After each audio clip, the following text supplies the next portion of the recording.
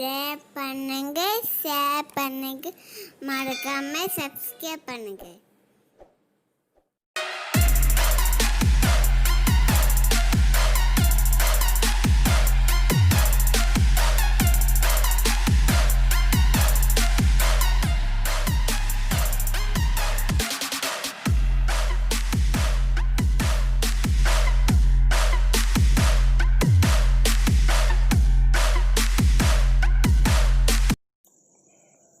நஃபினாஸ் கிச்சனில் இன்றைக்கி மட்டன் தம் பிரியாணி செய்ய போகிறோம்.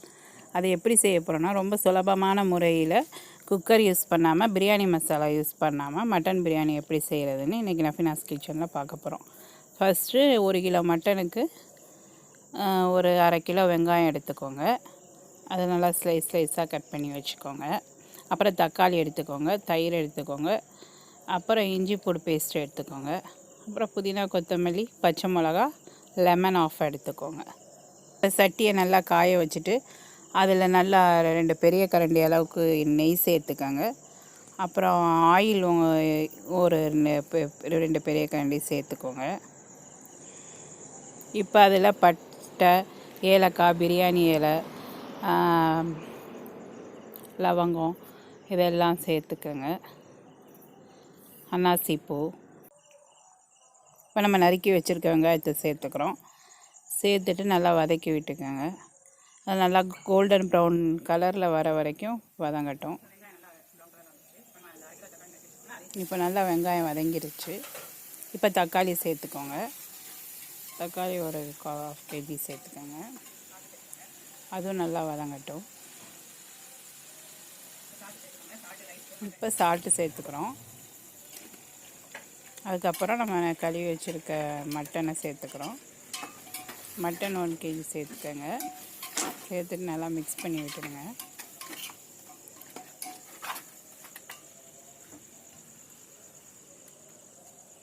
இப்போ கொத்தமல்லி, புதினா, பச்சை மிளகா எல்லாத்தையும் இப்போ 1/2 லெமனை புழிஞ்சு விட்டுக்கோங்க. இப்போ எல்லாத்தையும் நல்லா மிக்ஸ் பண்ணி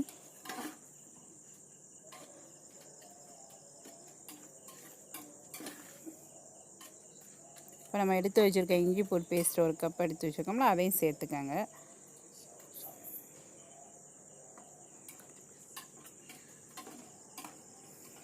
இப்போ தயிரை சேர்த்துக்கோங்க. தயிர் ஒரு 1/4 லிட்டர் சேர்த்துக்கோங்க.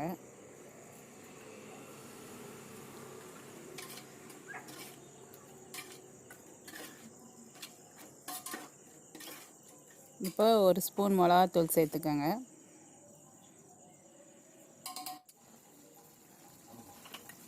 இப்போ நல்லா டைட்டாக மூடி வச்சுடுவோம் ஒரு 10 நிமிஷம். அதுவே எண்ணெய் பிரிஞ்சு தண்ணியெல்லாம் மட்டன் போட்டிருக்கனால தண்ணி, தயிர் இதெல்லாம் பிரிஞ்சு வந்துடும். இப்போ நம்ம பிரியாணிக்கு தேவையான தண்ணியை நல்லா பிரியாணிக்கு தேவையான தண்ணி சேர்த்து, அரிசிக்கு தேவையான தண்ணியை சேர்த்து வச்சுப்போம்.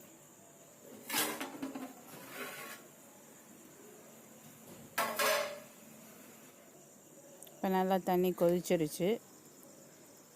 கொதித்தோடனே நம்ம இப்போ ஏற்கனவே நம்ம கழுவி ஊற வச்சுருக்க அரிசியை, 1/2 மணி நேரம் ஊற வச்சுருக்க அரிசியை இப்போ நம்ம சேர்க்க போகிறோம்.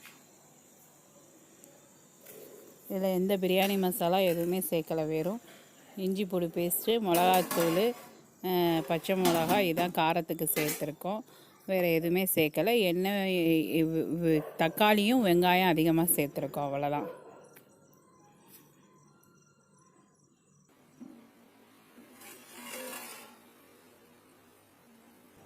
இப்போ பாருங்கள், அழகாக நல்லா உதிரியாக பிரியாணி வந்துருச்சு. இப்போ நம்ம தம்மு போட போகிறோம்.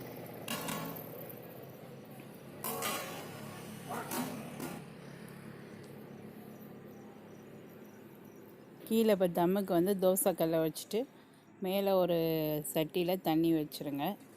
வச்சுட்டா தம்மு போட்டாச்சு. இப்போ தம்மு போட்டு இப்போ பாருங்கள், நல்லா உதிரியாக வந்திருக்கு பிரியாணி.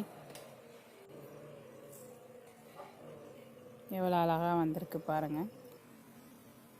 உங்கள் வீட்டில் பிரியாணி செஞ்சு பாருங்கள். உங்களுக்கு இந்த பிரியாணி பிடிச்சிருந்தா லைக் பண்ணுங்கள், ஷேர் பண்ணுங்கள், சப்ஸ்கிரைப் பண்ணுங்கள்.